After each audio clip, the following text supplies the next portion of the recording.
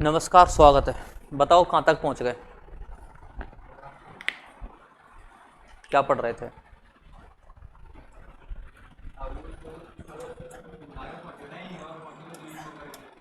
द्वित्व और व्यंजन गुच्छ हो गए थे। द्वित्व व्यंजन भी पढ़ लिए हैं और व्यंजन गुच्छ भी पढ़ लिए हैं। ठीक है, चलो अब इनके बाद क्या पढ़ना है देखते हैं।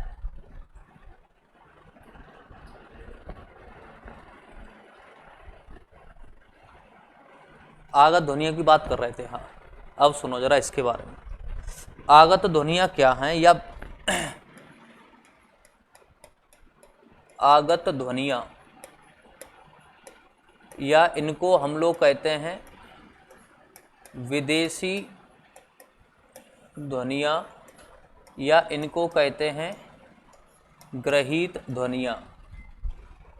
आगत का मतलब होता है आया हुआ, आगत का मतलब होता है आया हुआ। विदेशी का मतलब है अपनी भाषा से संबंधित नहीं होगा, दूसरी भाषा से संबंधित होगा। ठीक है, इसका अपनी भाषा से कोई संबंध नहीं है, दूसरी किसी अन्य भाषा से संबंध रखता होगा, दूसरी भाषा से यह संबंध रखता है। ठीक है, ग्रहीत मतलब क्या होता है, हमने किसी भी चीज़ को जब हम एक्सेप्ट कर लेते हैं या एडॉप्ट कर लेते हैं उसे कहते हैं ग्रहीत, माने ग्रहण करना। ठीक है, ये तो इन शब्दों के अर्थ हो सकते हैं या अर्थ निकलते हैं। बात आती है कि ये कौन कौन से वर्ण हैं जिनको हम आगत कह रहे हैं, ग्रहीत कहते हैं या विदेशी ध्वनियाँ कहते हैं। मतलब एक बात समझेंगे, अपनी भाषा से संबंधित नहीं होगा, मतलब हिंदी भाषा का नहीं होगा। अब हिंदी भाषा के अलावा और भी भाषाएं हैं तो उन भाषा से यह संबंधित होगा। जैसे एक दो पहले उदाहरण देखते हैं। पहले हम ये सारी बातें करेंगे अंग्रेजी भाषा को लेकर के कि अंग्रेजी भाषा से कुछ ऐसे वर्ण हैं क्या, अंग्रेजी भाषा के कुछ ऐसे वर्ण हैं क्या जिनका प्रयोग हिंदी में करते हैं, तो उनको कैसे लिखा जाएगा। तो अंग्रेजी भाषा का एक अपने पास ग्रहीत वर्ण है जिसका साइन चिन्ह इस प्रकार से होता है, इसको हम लोग कहते हैं आगत या विदेशी ध्वनियाँ। चिन्ह को ढंग से देखना। अब इसका उच्चारण सामान्यतः जो करते हैं वो ओ की ध्वनि में करते हैं। इसका उच्चारण किस ध्वनि में होता है, ओ की ध्वनि में होता है। अब कैसे करते हैं, कहाँ करते हैं, तो आपने जब भी हमें अंग्रेजी का कोई शब्द है अपने पास में HOME लिखा, तो अंग्रेजी का वह शब्द जिसे इंग्लिश में लिखते हैं और उसमें ओ आता है, तब अब माना कि इसे अपने को देवनागरी में लिखना है, तो देवनागरी में इसको लिखने का तरीका क्या है, या तो इसको आप ऐसे लिख सकते हैं और या फिर आप इसको ऐसे लिख सकते हैं। बताइएगा कौन सा तरीका लिखने का सही है। होम ऐसे लिखना ज़्यादा सही रहेगा या होम ऐसे लिखना ज़्यादा ठीक रहेगा। दूसरा वाला हम भी तमाम जगह देखते हैं होम ऐसे लिखा रहता है। मतलब ये हुआ कि अंग्रेजी का ये शब्द जब हमें अपनी देवनागरी में लिखना हो, ठीक है, तब कैसे लिखते हैं, ऐसे लिखा जाएगा। या और सरल तरीका बताएं कि अंग्रेजी में जब भी ओ आता है तो इसको हिंदी में लिखना होता है तो इसे इस तरह से लिखा जाता है। समझ में आ गई बात। अब देखते हैं कि ऐसे और कौन कौन से शब्द हो सकते हैं जहां पे इस प्रकार का प्रयोग हम लोग करते हैं। तो देखो अब जरा समझिएगा, जैसे आपने लिखा HOSPITAL, फिर आपने लिखा HORN, फिर आपने लिखा CO, फिर हमने लिखा यहाँ पे COLLEGE, फिर आप लिखते हो, क्या लिखोगे, ऑनेस्ट लिख लो। मतलब कोई भी शब्द जहाँ पे क्या आए, ओ आए। जब ओ आएगा तो हमें उनको जब देवनागरी में लिखेंगे, देवनागरी का मतलब हिंदी में लिखेंगे, तो कैसे लिखा जाएगा। जैसे अब हॉस्पिटल लिखेंगे तो इस तरह से लिखेंगे। ठीक है, अब हॉस्पिटल कैसे लिखना सही नहीं होगा, इस तरह से लिखना सही नहीं होगा। ठीक है, तो इस तरह से लिखेंगे तो ये गलत हो जाएगा। ठीक है, हॉर्न लिखा तो हॉर्न में क्या चंद्र बिंदु जैसा साइन बना देते हैं, तो ये हॉर्न बन गया। होम लिखना है, यहाँ पे ऐसे होम लिख दिया। हॉर्स लिखना है तो यहाँ पे ऐसे करके हॉर्स लिख दिया। ठीक है, कॉलेज लिखना है तो कॉलेज ऐसा कभी लिखा देखा नहीं होगा कि कॉलेज ऐसा लिखा होगा। मतलब यह है कि ओ वर्ण का प्रयोग किया गया है, तो हम ऐसा नहीं है कि वहां पे अब ओ ही बनाएंगे। तब हमको इस प्रकार के चिन्ह की आवश्यकता पड़ती है।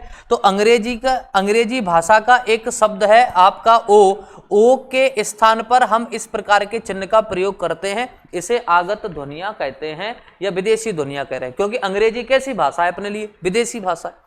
तो ये क्या बन गया, विदेशी शब्द या ग्रहित बन गया। समझ में आ गई बात। तो कभी भी आपसे इस प्रकार से माना प्रश्न पूछता है कि निम्न में से बताओ, ऐसा लिखा, एक प्रश्न लिख देते हैं, ऐसा एक प्रश्न लिखा और पूछ रहा है कि चलो होम ही लिख लेते हैं, होम लिखा और कोष्टक में इस प्रकार का एक चिन्ह बना दिया और लिख रहा है कि कोष्टक में लिखे गए चिन्ह को क्या कहते हैं, चिन्ह को क्या कहते हैं। अब आपको ऑप्शन दे देगा ए, ऑप्शन दे दिया ए, अनुनासिक, अनुनासिक, बी दे दिया अनुस्वार, बी ऑप्शन दिया अनुस्वार, सी ऑप्शन दे दिया, उसको ऐसा लग रहा है कि ए और बी दोनों हैं, नहीं अपन और थोड़ा सा अच्छा देते हैं, नुक्ता लिख दिया, नुक्ता है, और डी लिखा अपन ने विदेशी, एक ही शब्द लिखो, दो दो क्यों लिखते हैं, आगत ध्वनिया, ठीक है, आगत ध्वनिया। अब इसमें से हमारा आंसर क्या होना चाहिए, तो अपन ने जैसे इस चिन्ह को देखा तो अब बताना इस चिन्ह में और अपने इस चिन्ह में जमीन आसमान का फर्क है कि नहीं है। भाई इसमें पूरी चंद्र बिंदु, चंद्रमा के साथ छोटी सी बिंदु आ रही है, इसलिए इसको चंद्र और बिंदु कहते हैं, चंद्र बिंदु, और ये उसके जैसा है लेकिन ये थोड़े ना है। तो अब जरा ध्यान रखेंगे, जब ये चिन्ह पूछेगा तो अपना आंसर क्या बन जाएगा, विदेशी या आगत ध्वनियां, इनको हम लोग कह देंगे। तो इस प्रकार के प्रश्न कभी कभी हमसे एग्जाम में पूछे जाते हैं।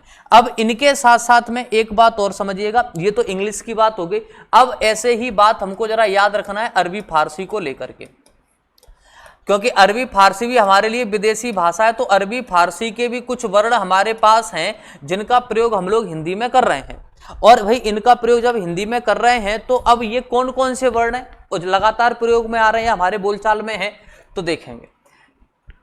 आपको 5 व्यंजन वर्ण याद रखना है पहले, कौन कौन से, का, खा, गा, जा और फा। ये 5 व्यंजन वर्ण आपने याद रखे, का, खा, गा, जा, फा। अब इनमें एक बात याद रखेगा, इन व्यंजन वर्णों के साथ में यहाँ पे अभी ये हिंदी के लिखे हैं, ये तब तक अरबी फारसी के नहीं होंगे जब तक यहाँ पे क्या प्रयोग नहीं किया जाएगा, नुक्ता।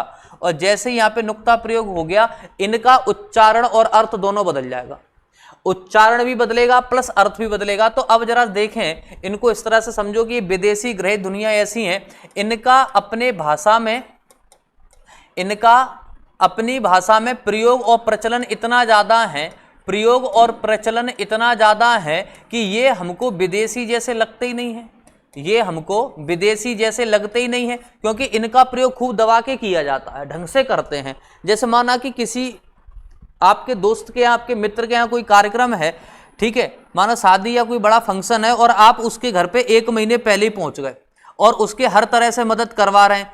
अब आसपास के लोग बाग तो ठीक है, जो जानते हैं उन्हें पता है, बाद बाकी लोगों को नहीं पता, तो वो तो यही समझेंगे कि आप इस घर के क्या हैं, सदस्य हैं। भाई हमें कोई ये नहीं बताएगा कि ये वर्ण अलग है, तो हमको पता ही नहीं है।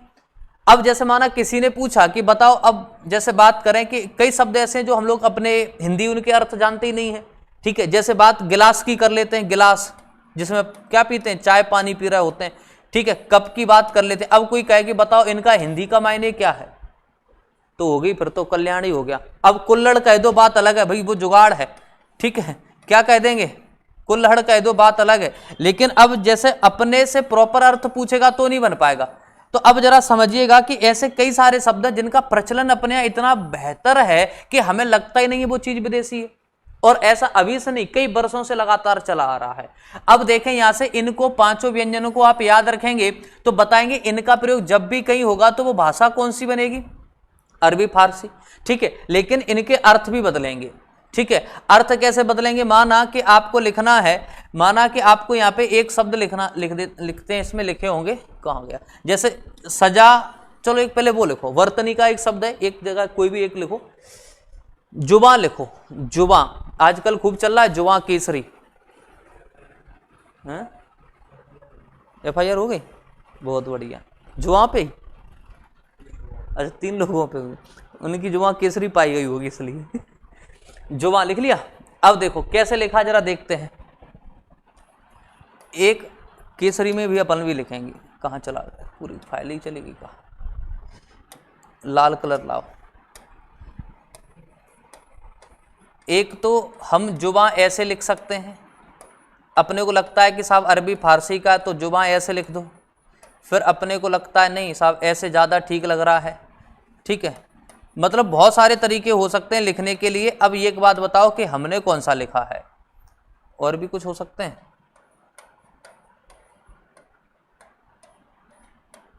हाँ, अब बताओ कि अपन कौन सा लिख रहे हैं। अब ऐसे कैसे पता चलेगा हमने, अब बताओ, अब सही बता दोगे। गलत तो नहीं, ये भी बहुत बड़ी बात है, अपने को पता चल जाए कि हाँ हम गलत हैं।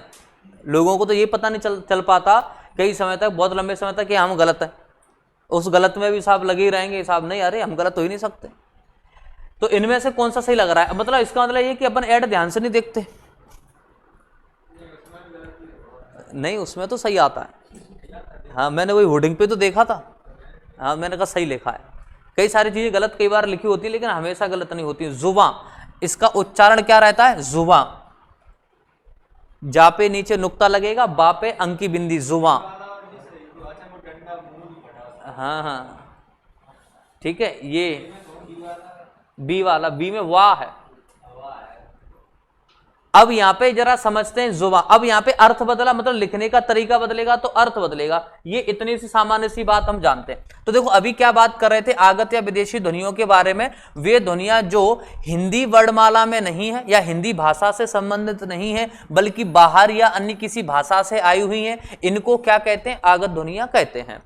जैसे आप आ को छोड़ दो, कोई समस्या वाली बात नहीं। आप यहां से देखें का, खा, गा, जा, फा। अभी ये पांचों व्यंजन आपको याद रखने, व्यंजन वर्ण, वैसे तो और याद करवा देंगे।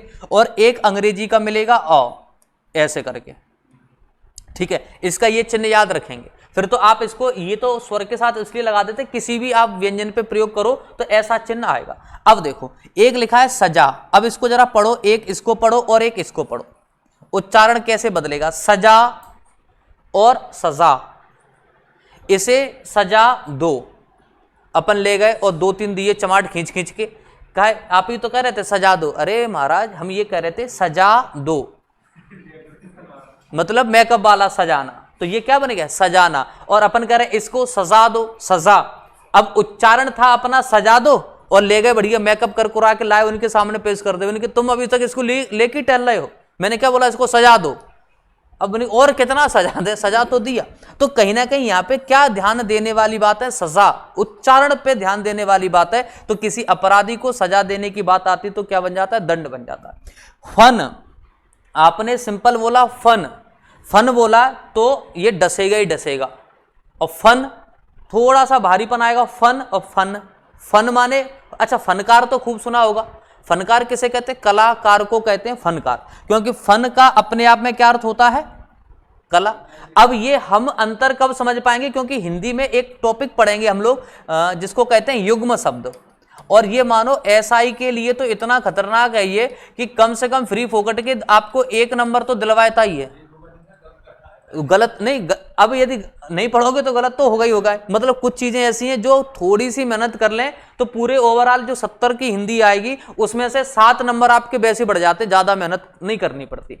अब युग्म शब्द में वो पूछ लेता है कि जैसे माना उसने लिखा पथ का अर्थ रास्ता है, पथ का अर्थ रास्ता है, तो पथ्य का अर्थ क्या होगा, तो पथ्य का अर्थ क्या होगा, ऐसे करके प्रश्न दे दिया उसने। मतलब ये जो शब्द लिखे हैं ये कहीं ना कहीं लिखने में और दिखने में एक जैसे, थोड़ा सा अंतर है, पथ और पथ्य। अब अपन ने नहीं पढ़े तो अपन तो घूमते ही रहेंगे, हमें पता है। अब दिमाग में भी ये बात आएगी, पथ का पता था, उसने पहले कह दिया पथ का अर्थ रास्ता है, तो अब पथ का अर्थ क्या होगा।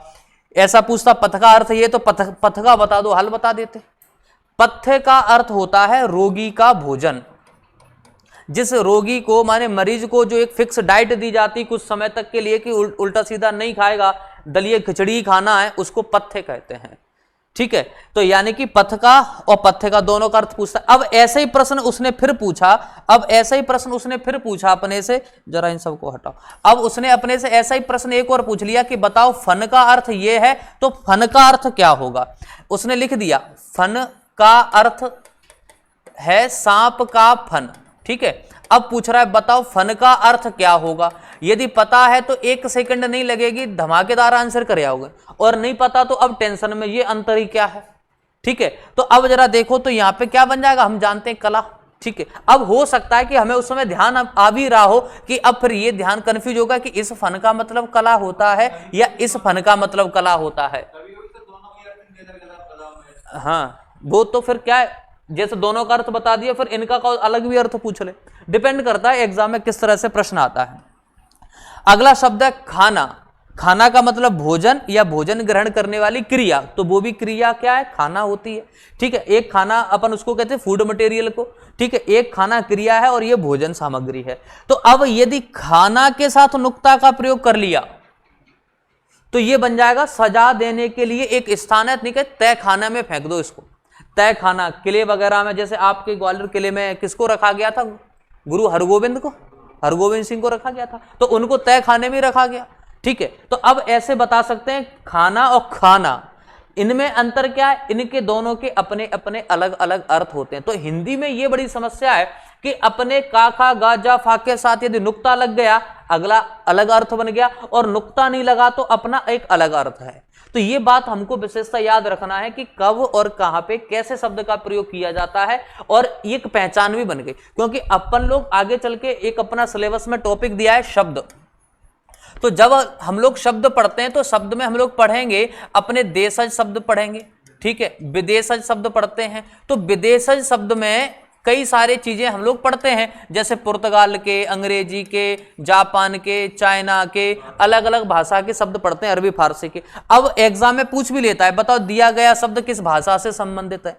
तो अब यदि गलती से उसने नुक्ता का प्रयोग करके दे दिया, तो आप पहचान लोगे कि अरबी फारसी का है, और बाई चांस नहीं देता है तो फिर आपको पढ़ना पड़ेगा, ठीक है।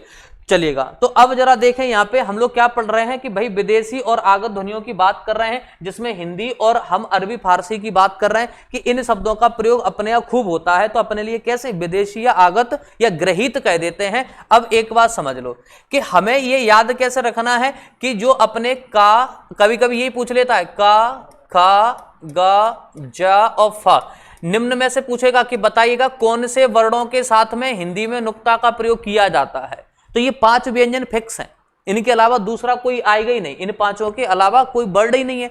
तो इनको याद फिर जब इतने महत्वपूर्ण है, मतलब गिने गिनाए हैं जिनको उंगली पर गिन सकते हैं, तो उनको याद करना सीखेंगे। अब इनको आप याद रख सकते हैं कैसे करके, कागज लिखा, मानो ये कागज लिखा है, कागज जैसा ही मिलता जुलता है थोड़ा सा, कागज, और यहां पे अपन ने लिख दिया गफ। अच्छा पहले तो ये बताओ इस गफ का अर्थ समझ में आया या जानते हैं पहले से, नहीं जानते, बताते हैं। अच्छा इसको तो याद रख लेंगे, कागज, कागज जैसा मिलता जुलता है। गफ का मतलब होता है अंग्रेजी में हिंदी में कहते हैं कड़ा, मतलब जो बहुत टाइट चीज हो जाए उसको गफ कहते हैं, गफ होना। जैसे माना कि आप कोई कपड़ा लेकर के आए और नया कपड़ा था, अपन ने पहन के देखा ठीक फिट हुआ, लेकिन जैसे धुल धुला के प्रेस करी वो टाइट हो गया, तो पुराने जमाने में बोला जाता है कि ये कपड़ा गफ हो गया, मतलब थोड़ा सा सघन हो गया, टाइट हो गया, डेंसिटी बढ़ गई उसकी। तो आप याद रखो कागज हालांकि दुबला पतला कमजोर होता है, लेकिन अपन याद रखने के लिए याद रखेंगे कागज कैसा है, गफ है। तो ये अरबी फारसी के वे वर्ण हैं जिनका प्रयोग हिंदी में किया जाता है, सबके साथ क्या लगेगा, नुक्ता लगेगा। तो कभी पूछ लेगा निम्न में से बताओ ये ध्वनियां कौन सी हैं, प्रश्न ऐसे पूछ लेगा, निम्न में से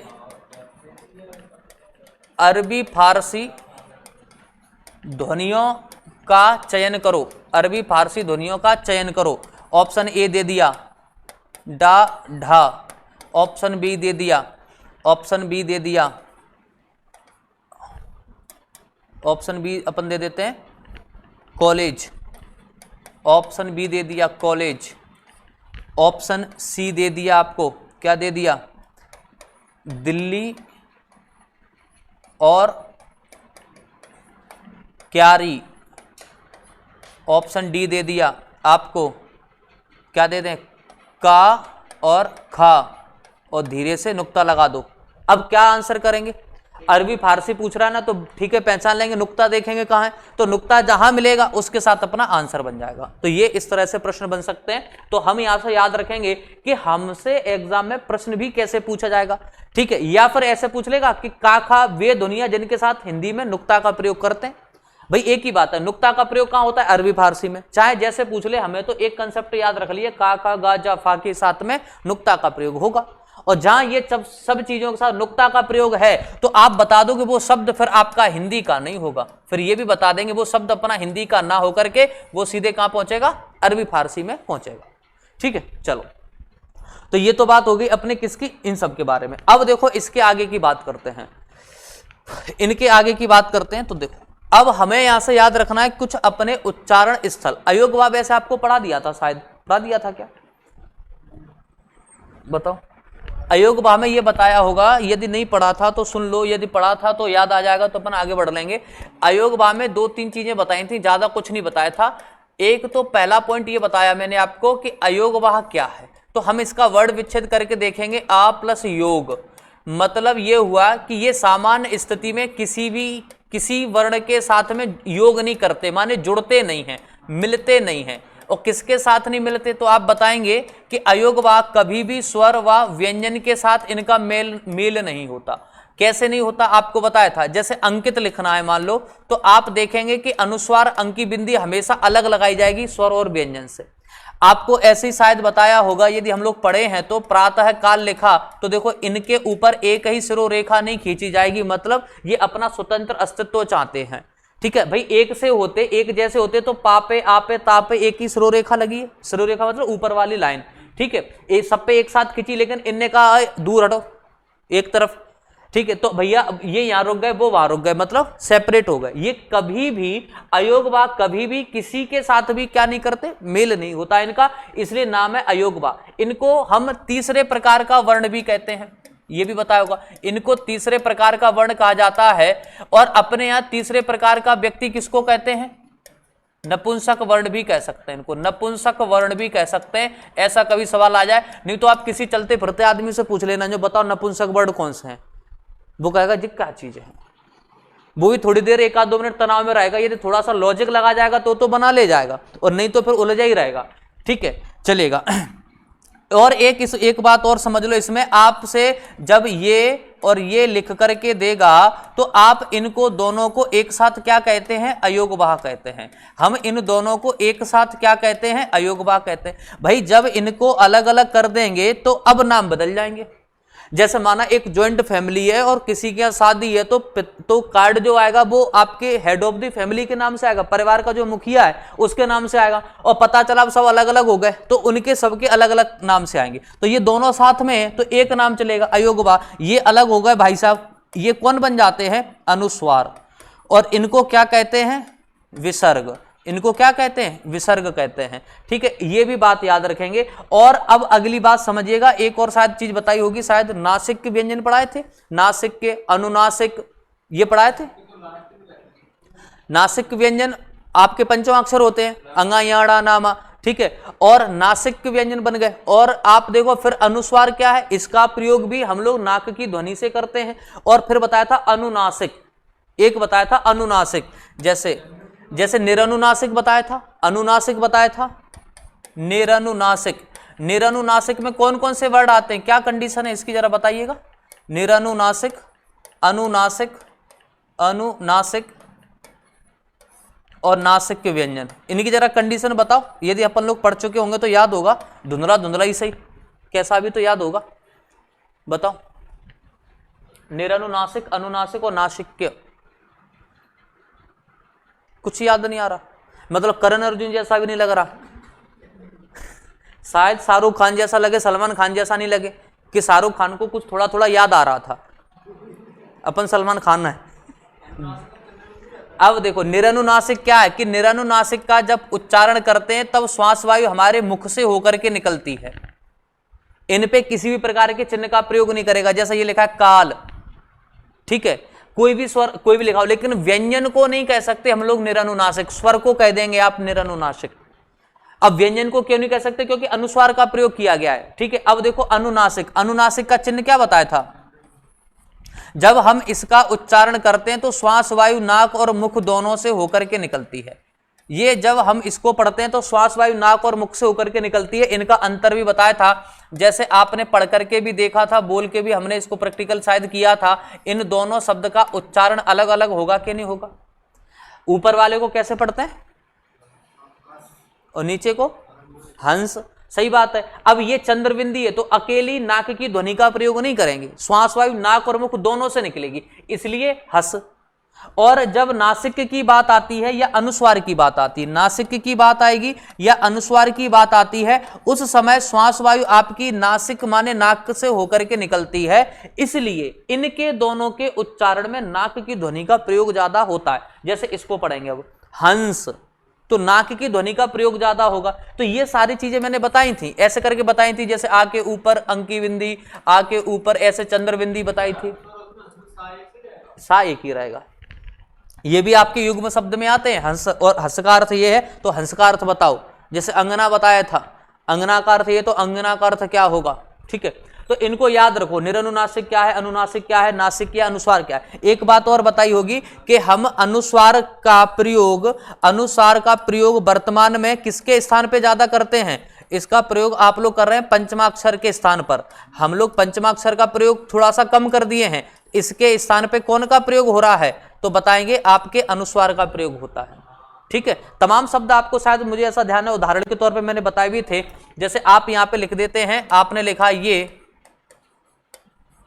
क्या लिखा है? ये पढ़ो, संचय लिखा है, सही बात है। अब ये पंचमाक्षर है कि नहीं है, तो इसको आपने बदला किसमें? अनुस्वार में, और चय लिख दिया, संचय। ये कठिन है थोड़ा सा, पुरानी किताब में देखते तो वहां पे यही लिखा रहता था। ठीक है, आपने लिखा, जैसे यदि हम पुरानी किताबों को पढ़ते हैं तो उसमें ऐसी चीजें लिखी हैं। अब ये क्या है? अलंकार है।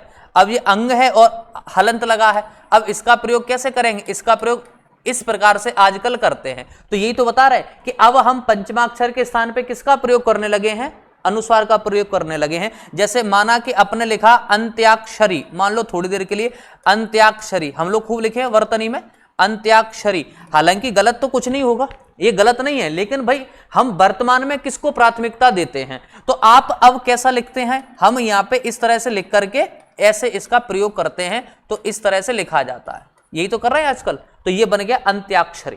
तो ये वर्तमान के हिसाब से सारी चीजें ठीक है, और ये पुराने जमाने के हिसाब से सारी चीजें ठीक है। ठीक है, ये सारी बातें हमको यहां से याद रखना है, अनुस्वार वगैरह ये सब चीजें। ठीक है, चले एक चीज और याद आ रही है, हालांकि पढ़ना तो वर्णमाला अभी काफी चीजें हैं। जैसे एक चीज और याद आ रही, कभी कभी पूछता है अमानक वर्ण क्या होते हैं?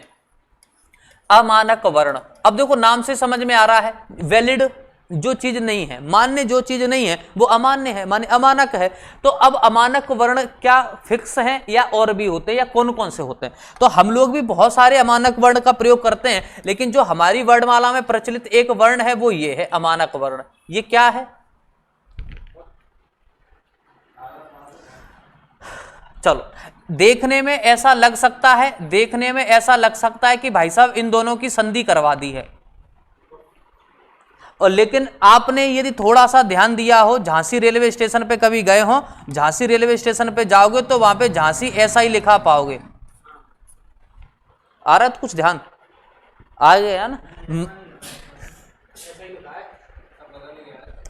और अब फिर जाना, अब तो पूरा स्टेशन का नाम बदल गया। खैर अब तो चीज बदल गई है, लेकिन आप यदि कई जगह भी देखेंगे ना, पुराने व्यक्ति जो लिखते हैं, हाँ पुराने व्यक्ति भी जो लिखते हैं वो झांसी ऐसे लिखते हैं। वो झंडा भी लिखेंगे ना, उनको झंडा भी लिखना है तो वो उनका झंडा ऐसे ही फहराएगा।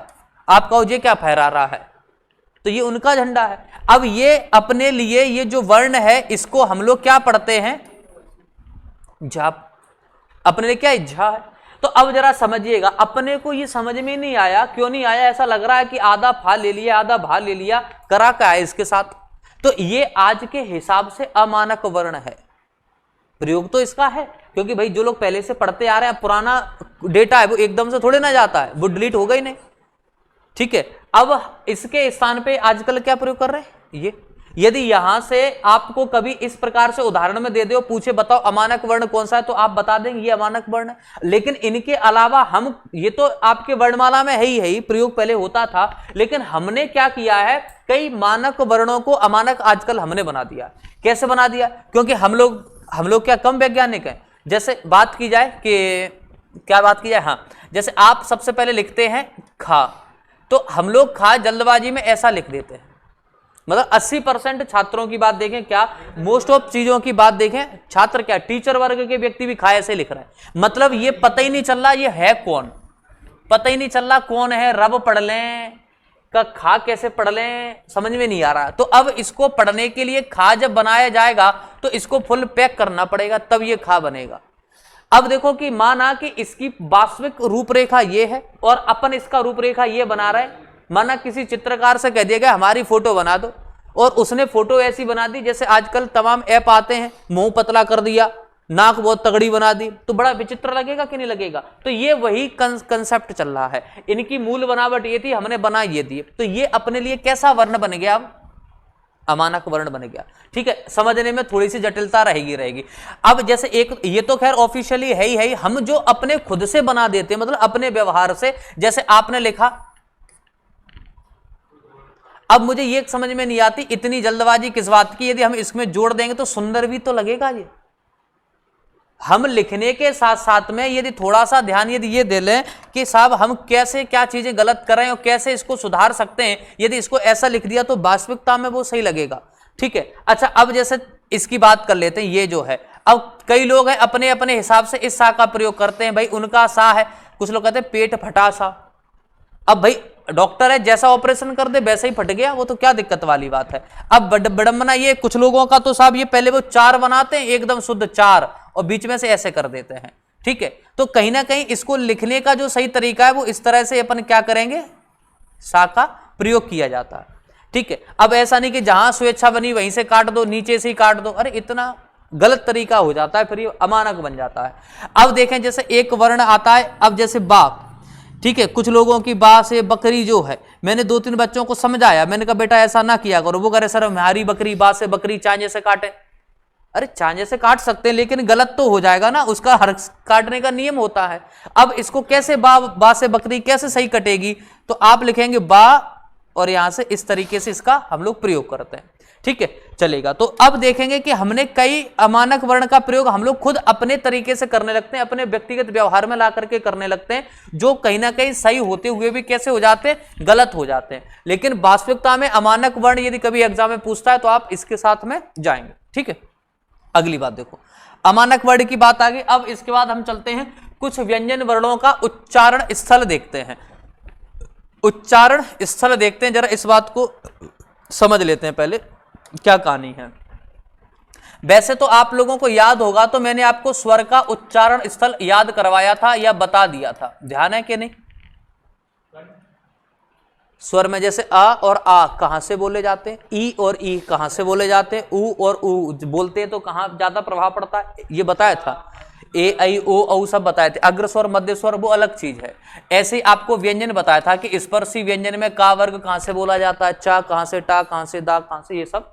ठीक है, तो अब इसी प्रकार से अब हम बात करेंगे अपने पास जितने भी वर्ण है वो कहां कहां से उच्चारित होते हैं, एक साथ पढ़ेंगे। हालांकि ये रिवीजन है क्योंकि पहले ये सब हम पढ़ चुके हैं। आपको याद करने के लिए एक छोटा सा श्लोक टाइप का बना दिया है, याद हो जाए तो ठीक है, नहीं हो जाए तो अपन पुराने कंसेप्ट पे चलेंगे। आ कह विसर्ग कंठराम, अब इसको समझना कैसे डिकोड करेंगे। आ कह विसर्ग कंठराम, आ का आ और आ से संबंधित जो भी दूसरा वर्ण बनेगा, आ और आ, ठीक है, कॉमा लगा दो। का पूरा आपका का वर्ग, का खा गा घा अंगा, ठीक है। और अब कौन बचा, हा, तो हा व्यंजन। और अब कौन बचे, विसर्ग। विसर्ग ऐसे नहीं तो हम इसको ऐसे भी लिख सकते हैं, आ बना करके ऐसे कर सकते हैं।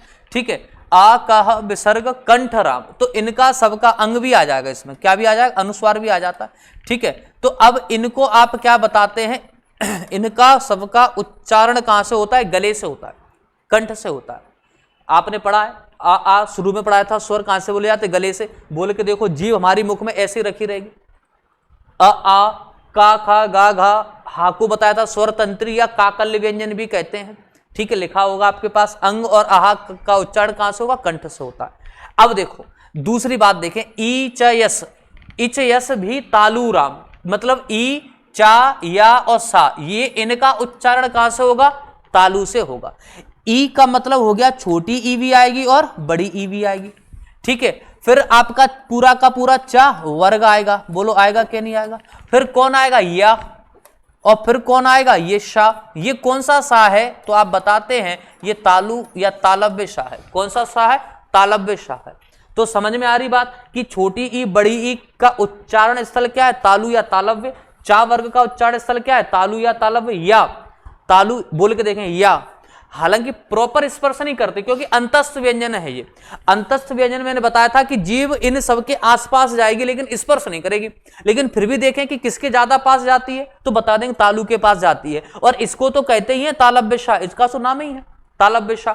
7 3 बताए थे, कौन कौन से? तालव्य, मूर्धन और दंत, है ना। चलो अगली बात देखो, फिर देखो ऋतुराज से ऋटराज याद रखा। ऋटराज, ऋटराज से जानो मूर्धा, ऋटराज से जानो मूर्धा। तो री तो मैंने बता दिया भाई, सबसे ऊपर रहते हैं, श्रेष्ठ व्यक्ति हैं। री मूर्धा है। और टा वर्ग पूरा आ जाएगा आपका, क्या आ जाएगा? पूरा टा वर्ग आ जाएगा, ठीक है। उसके बाद क्या?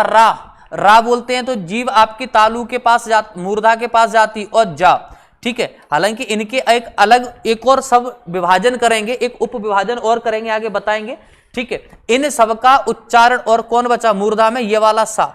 इन सबका उच्चारण कहां से करते हैं? मूर्धा से करते हैं, या मूर्धन्य व्यंजन कहलाते हैं, ठीक है। इनके बाद देखो लिरी, हालांकि लिरी का प्रयोग संस्कृत में करते हैं, हिंदी में नहीं करते हैं। कभी आ जाता है तो दंत आंसर कर देंगे।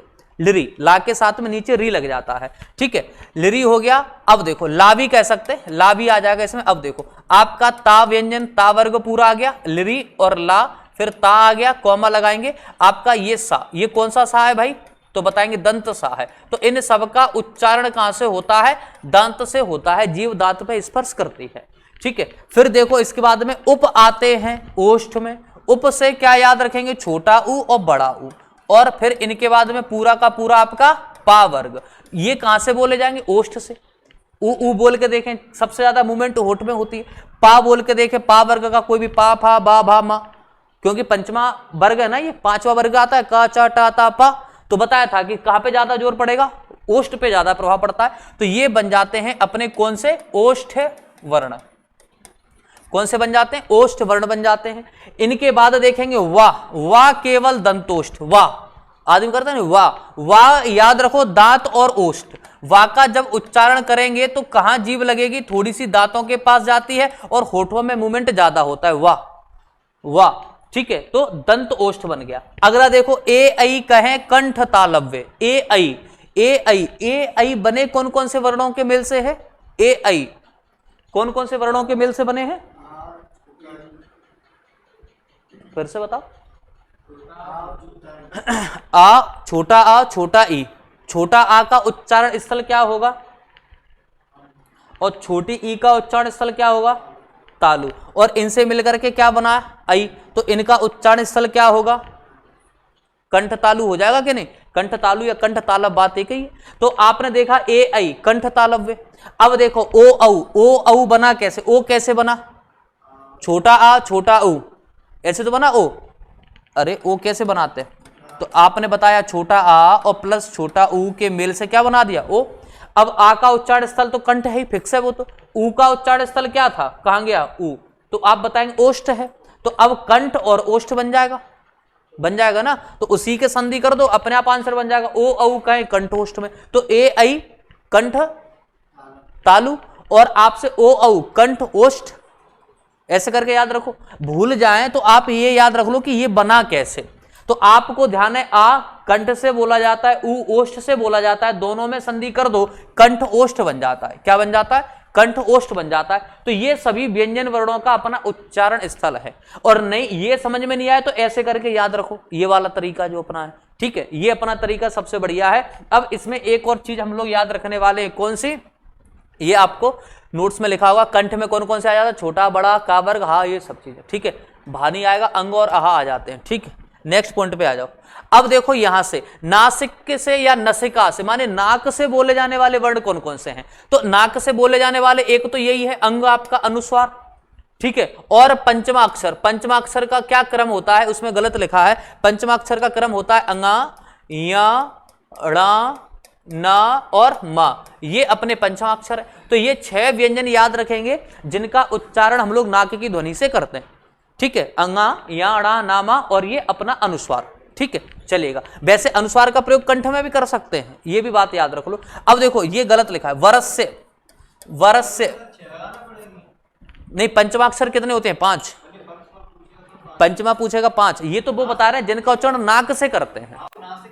नासिक व्यंजन भी 5, आंसर 5 ही करेंगे।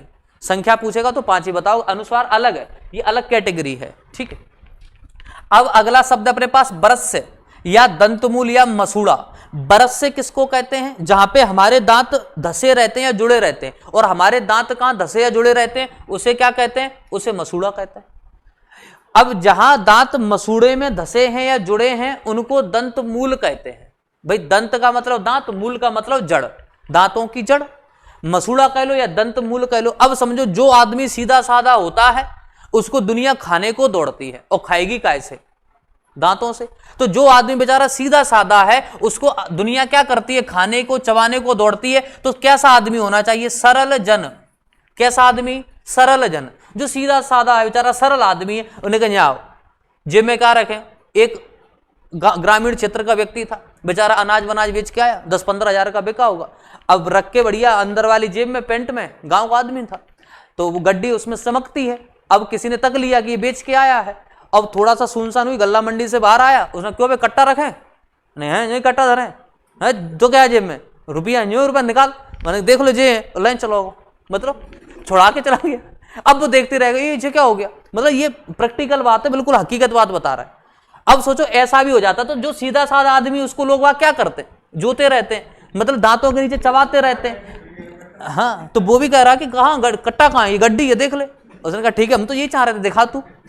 ठीक है, तो सरल आदमी को दुनिया क्या करती है? जोतना चाहती, दांतों के तले चबाना चाहती है। तो आप याद रखेंगे सरल, जा और ना, इनको क्या भी कह सकते हैं? दंत मूल कह सकते हैं, मसूड़ा कह सकते हैं, बरस से कह सकते हैं। वैसे तो नहीं देगा तो सा आपका दंत है, इसमें कोई कंफ्यूजन नहीं है। जब दंत नहीं देगा तो इनके पास जाएंगे, समझना आप। जब रा नहीं देगा तो आप इनके पास जाएंगे। रा वैसे आपका क्या नाम है? दांत के पास जा रहा था, तालू के पास, मूर्धा के पास, उनको याद रखो। नहीं तो फिर आप ये याद रखो कि दंत मूल में कौन कौन से आते हैं? सरल जन आते हैं। ब्राह्मी लिपि में वर्णों की संख्या 52 है। कल हम इसके बाद जो चर्चा करेंगे, कल हम इनके बाद जो चर्चा करेंगे, कौन सी चर्चा करेंगे? कि रा के जो अलग अलग प्रयोग होते हैं रा के, ठीक है। जैसे हम लोग पढ़ते हैं रा का एक प्रयोग जैसे ऐसे करके लगाते हैं, त्रियक रा कहते हैं, ठीक है। फिर हम लोग रेफरा पढ़ते हैं, ठीक है, त्रियक रा, रेफरा, और एक आपका ये प्रॉपर रा पढ़ते हैं, इनके बारे में पढ़ेंगे। फिर री का प्रयोग कैसे करते हैं इसको पढ़ लेंगे। फिर हम व्यंजन के लिखने का तरीका देखेंगे कि खड़ी पाई व्यंजन क्या होता है, मध्य पाई व्यंजन क्या होता है, ये इन सब के बारे में बात करेंगे। कल का टॉपिक अपना ये रहेगा। आज की बात यहीं तक है। नमस्कार, धन्यवाद, जय हिंद, जय भारत।